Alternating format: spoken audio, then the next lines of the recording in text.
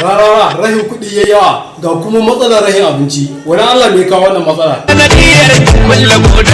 Kuma ga matsalar tsaro kuma sai kai mutane ake yi. Me kuma ya kawo wannan ita ma? A wai kun sanadiyar kula boda ne? To waye kula bodar ma tukunna? To ba da yi ku bace ne me yasa zaka faɗa haka? Ayi gora a cikin ta dajinan ta kashe. Jam'iyyar malaman da aka ce ko da yake zaka je ka same su suna karatu ita din ka fita daga ciki. Karatun ƙarya suke ta yi muku na sai mu ɗauke shi da gaske yanzu mun san wannan.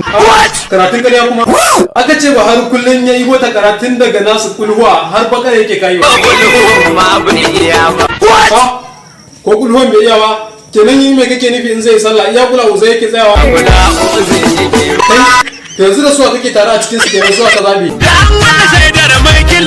Yawancin naman ba na kwarai ba ne. Kamar ya me kake nufi?